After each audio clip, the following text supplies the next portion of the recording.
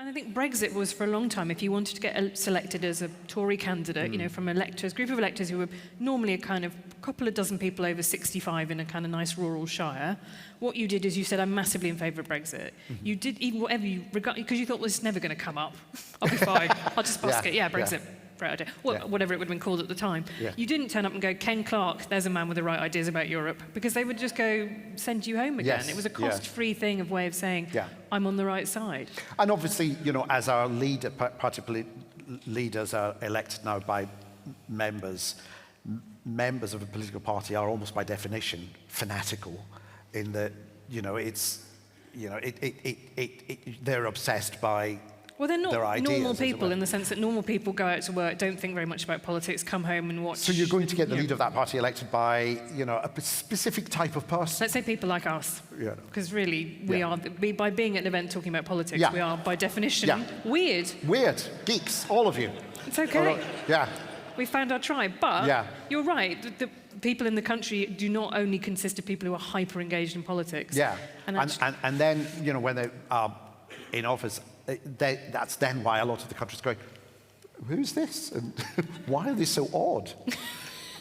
You know, and the more they try and look like they're not odd, the more odd they look. But I have this argument quite a lot with one of my friends who says politicians are always desperate to pretend how normal they are and how just like us they are. And no one ever buys it because fundamentally going, I'm the best, I'm amazing, I should be in charge, is not a thing. If one of your friends suddenly said that to you, go, I think you're probably doing okay as an accountant, Steve. But a lot of politicians... but there's then that other kind of politician who says, I'm not a politician. Oh. You know? Even worse. So, you know, I'm not the best. I'm not the, you know, I'm just like you.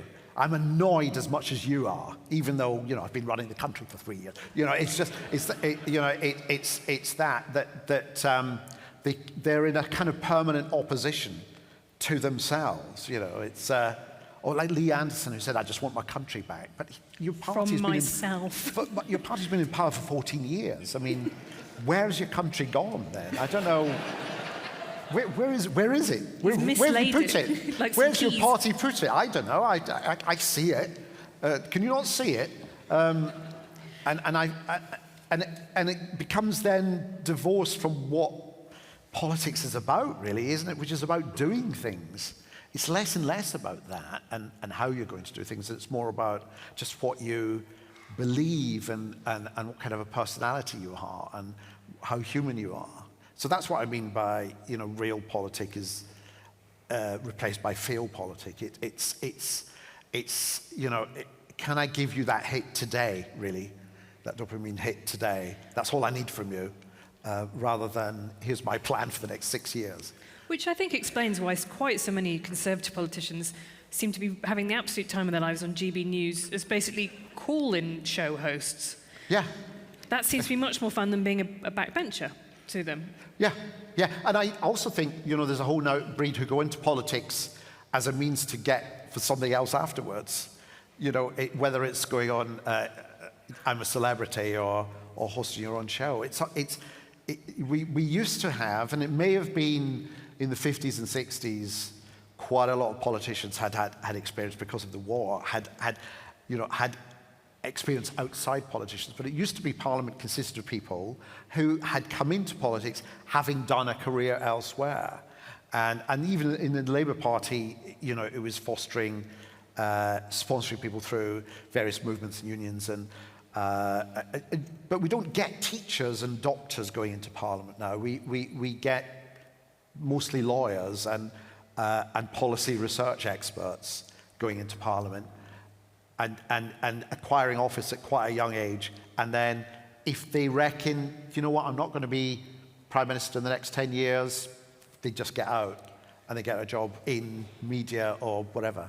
Yeah, I think that's one of the things that would most address the problems of politics is some better form of selection, because it costs, I think Isabel Harman wrote in her book, it was something like £37,000 on average. So if you're on the Labour side, if you're not already a political advisor or working for a trade union, you're really screwed. And on the Tory side, you do get people who are independently wealthy, they're the ones who feel they can do it. Yeah, I did say last week that, you know, in the long term, it'd actually be a good idea to be paying our MPs more, only in that to encourage more to take that jump from a job outside. Because as you say, it is an expensive proposition, really, to run. I think that's the problem. Once you're in there, I mean, the crazy thing is some people elected in by-elections in this parliament will get parachute payments if they're kicked back out again. Yeah. Once you're there, great pension, phenomenal. But it is that bit of the hurdle of getting in. Yeah. And normally you have to, unless you're a kind of golden child, run in a couple of seats first before you get picked for a winnable one. Yeah, yeah. It's worse than putting something on at the Edinburgh Festival. It really is. In terms of the debts you acquire at an early age, yeah. And also, what also puts people off is, I mean, 2 MPs have been killed now in the last, 3, 4, 5 years. Again, it's that thing of, as an MP, you're no longer seen as someone who represents all your constituency. You have to stick to voicing a certain set of views if you express anything different. You're no longer seen as being patriotic or loyal to your party, or it's a difficult thing where we don't encourage people to reach out. We don't encourage politicians to reach out from beyond their own support group, their own base. And I think the most successful party leaders and prime ministers in the last 30, 40 years have been those who've reached beyond their base. Blair reached beyond the Labour voter. Thatcher did it as well. I mean, Cameron did with things like gay marriage, for example. I think what he did is he tried to say this is the broad middle. Okay? Yeah.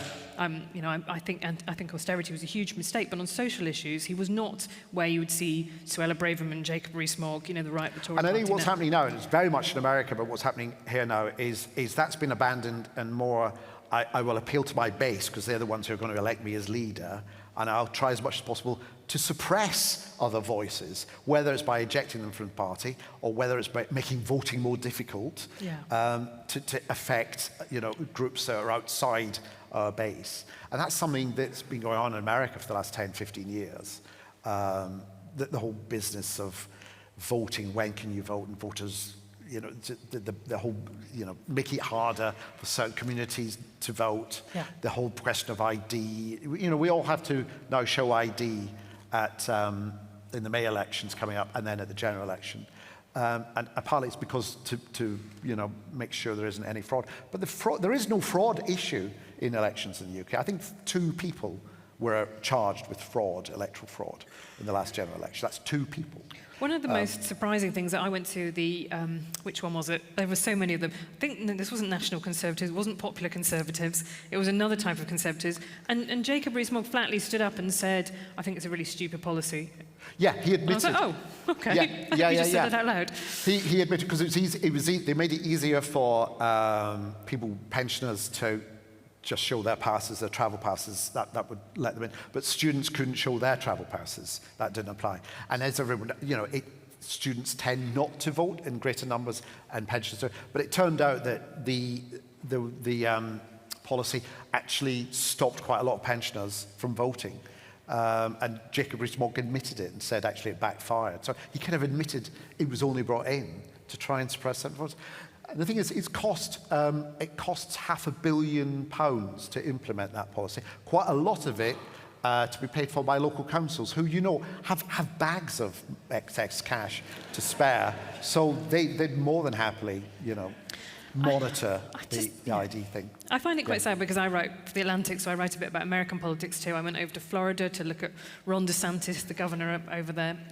And then I came back, and I live in Lewisham, where we had a mayoral election, and I went to the primary school, and everyone was there, volunteers sitting there with their little pencils on a bit of string, so you didn't steal the pencil, because that's what we've come to. But that counts as fraud, I think, just to get the numbers up. But the ID thing is there just to stop people stealing pencils. The plague of pencil criminalised. But it did make me feel, I got a sort of slight tear in my eye that our elections are essentially run by volunteers in village halls and with pencils. And who didn't like having to tell people, no, you can't vote because your ID thing doesn't qualify. But go home and get another one. But a lot of people sent home just say, I can't be bothered now. They don't want me to vote. They don't want me to vote. And I find that disturbing. And we tend to think, in the UK that because we're, got a healthy democracy and it's been here for centuries, that it's fine. And, You know, these things creep in, and I find them disturbing. I find the fact that GB News is allowed to happen because it's a politically biased news service, which, under the terms of the Broadcasting Act, aren't permitted. We normally have quite an impartial set of rules here on how news is to be. I find it very hard, honestly, to see GB News as anything other than a kind of influence laundering operation. It is not. This is the thing that is interesting about it. It lost a lot of money. The viewership is, it's not bad. I'm not going to knock it. I'm sure I've done things with far smaller audiences, but it is essentially, in money terms, it doesn't really make sense unless you think, well, this is a very cheap way of getting the attention of conservative members. Yeah, but it also makes certain opinions look valid, as in news, factually valid, as in they make them look like aspects of journalism rather than aspects of opinion. Right, so there's this term, isn't there, pluralistic ignorance, which is when you don't know, you have no idea how many people in this hall would, for example, be in favour of capital punishment if there was a secret ballot on it. Maybe, everybody's in right thinking isn't, and they'd say how barbaric, how terrible. But actually, you might be unaware that every person sitting next to you is a bloodthirsty tyrant who would hang everybody if they could.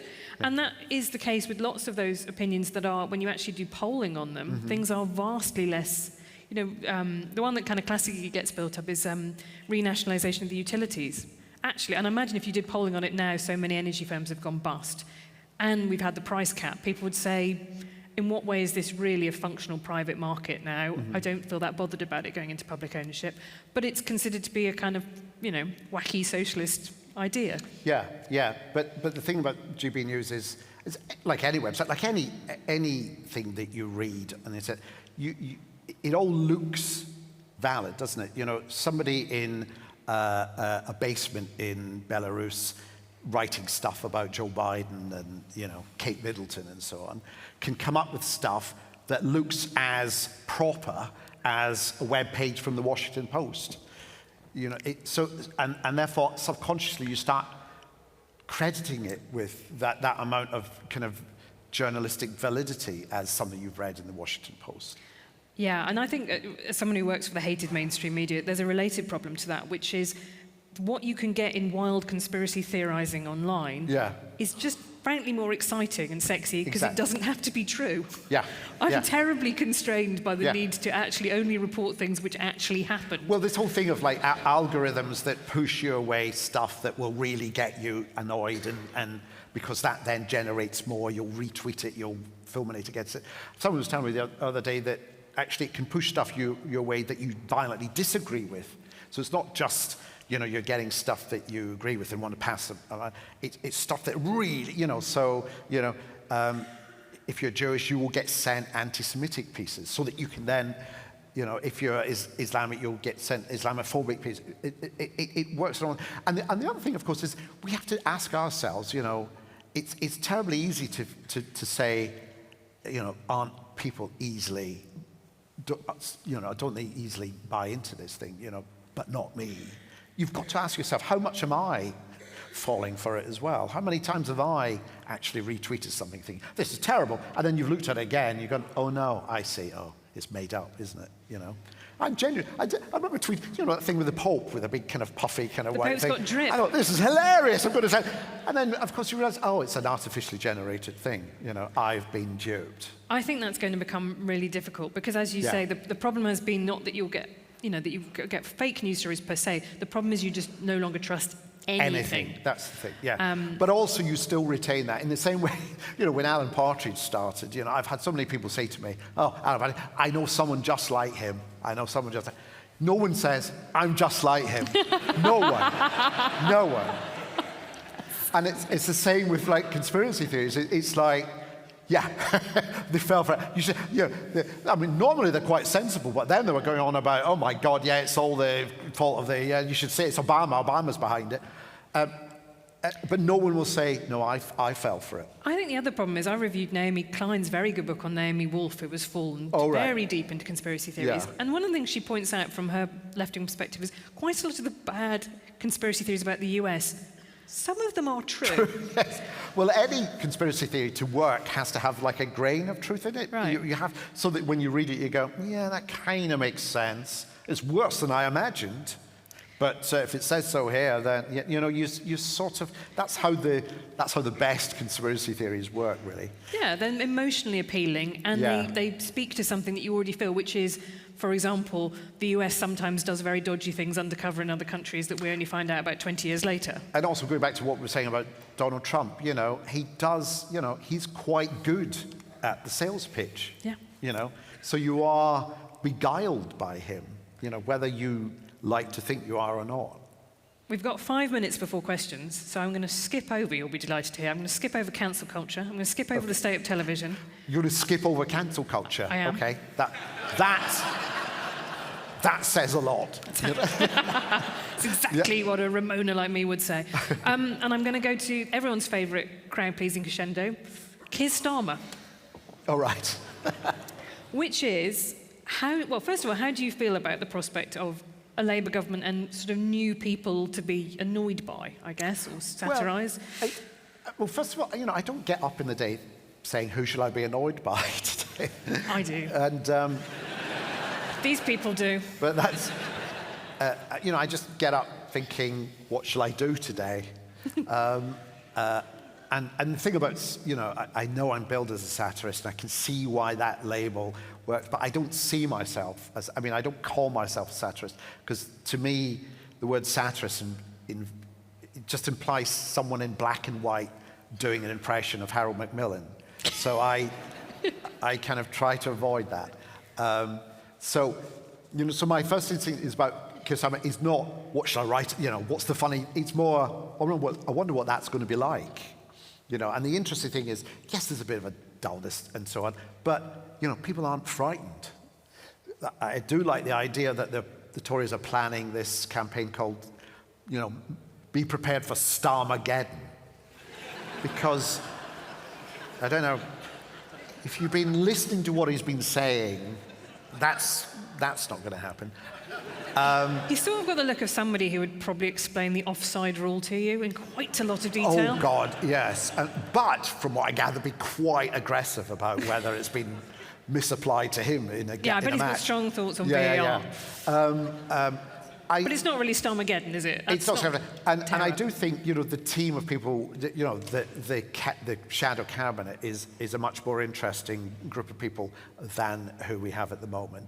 So I think, I'm interested to see what happens, because I think the thing that I'm hearing, which sounds really interesting, is it less about the big, headline promises and yes, we have no money and whatever. I can get on to, but there is money that you can do great things with that already exists, but that's a separate thing.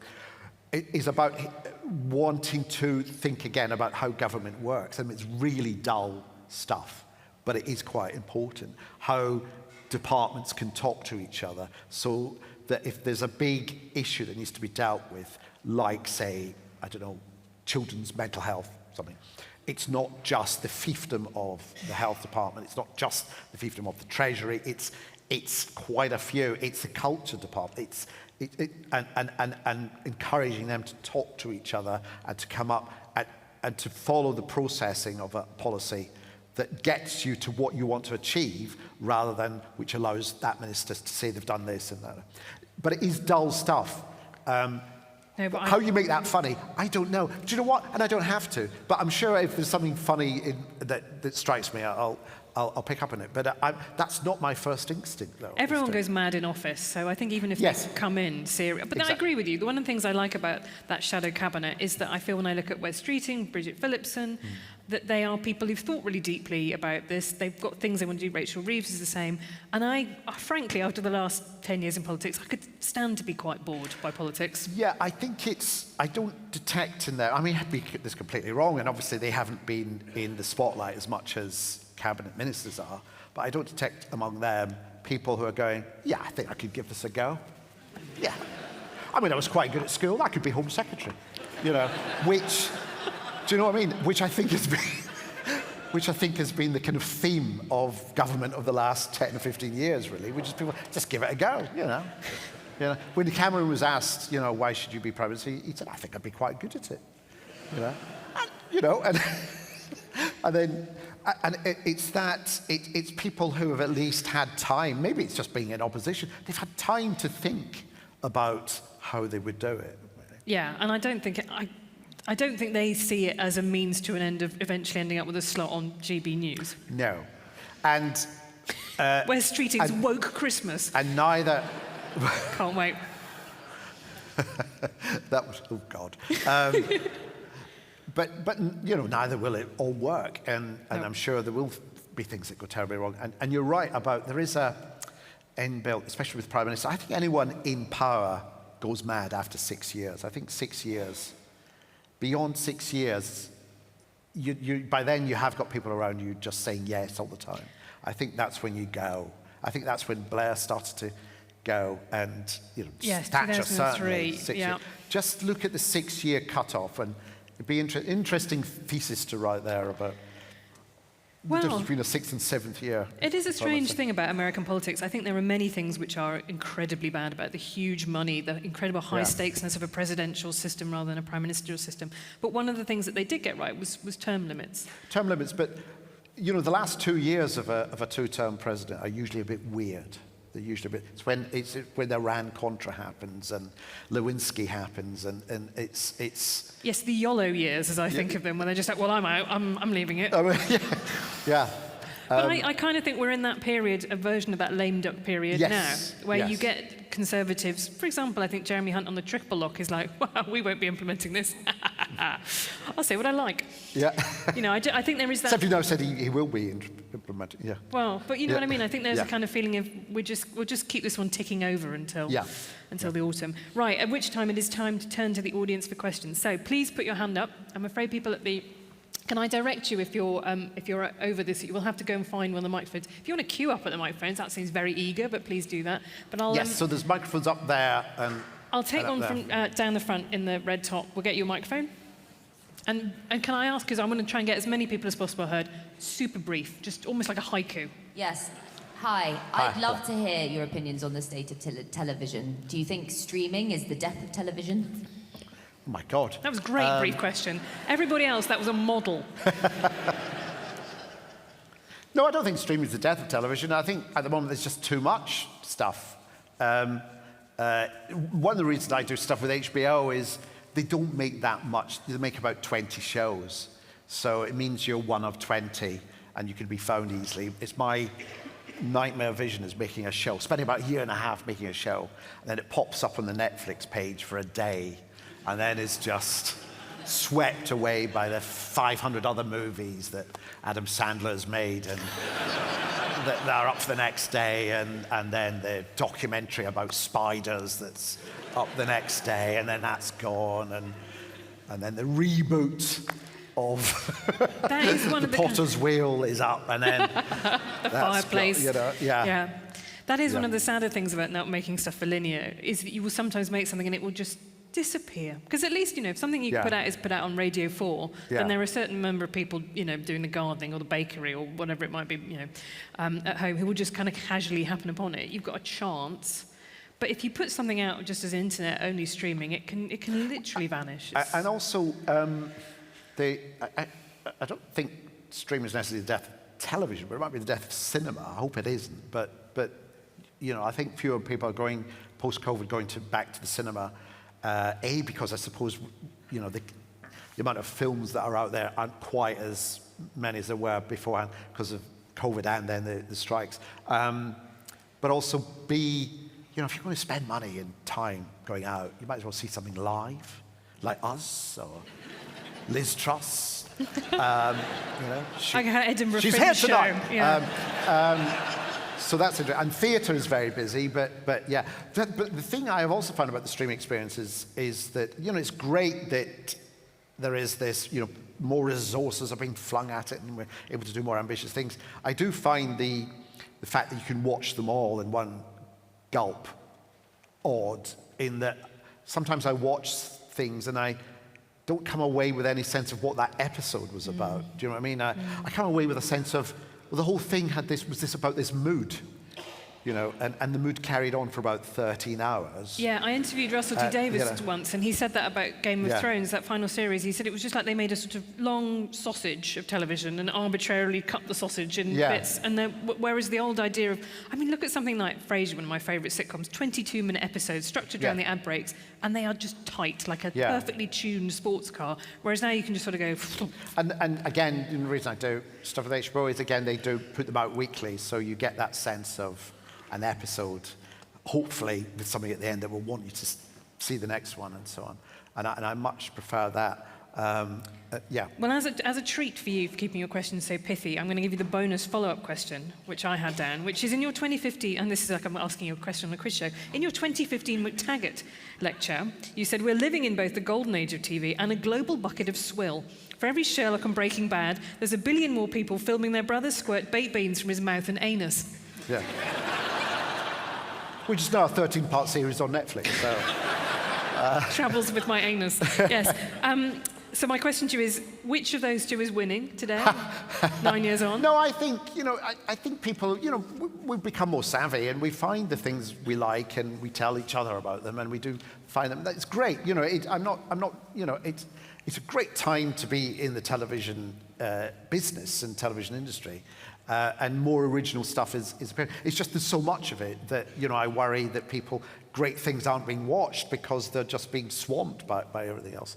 The swill is you know, everything is the, you know, because it's easy for us to pick up a camera and do our own things. And we're all program makers, we're all journalists, we're all eavesdroppers and spies, you know. So there's that. But personally, I still feel that I feel lucky to be engaged in the industry now, rather than, you know, frightened. But you know, which network I'd rather make stuff for. That makes sense. Should we go Yeah. up there? Hello, step up. Hi. Yes, can you hear me? Yes, Yeah. okay. I'm curious, why do you think that comedy and entertainment, they're more left-leaning, and even from earlier, they're taken for granted as the more rational side? And do you think that maybe widens the gap between the left and the right? Well, I've never, you know, I've never made, you know, although I do comedy about politics, I've never been overtly political. I think you're on a hiding to nothing if you think through your jokes or whatever, you'll get someone to vote a certain way. You know, if you want to do that, go into politics or become a campaigner or go into journalism, go into, you know, write about it and argue about it. But I've never felt that compulsion. And also, you know, comedy is by its very nature, especially going back to the word satire, it's about questioning what is there in front of us. So that's you know, almost by definition, slightly subversive. Whether we see something, because it's subversive, as left-wing, I don't know. I think that's different. But it is subversive. And if you're a traditionalist or of the right, then you will be more about wanting to preserve what's there or the status quo or whatever. So you know, but there is right-wing humor. It's weird, but because it's hard to be, you know, subversive about something that you want to stay the way it is, you know.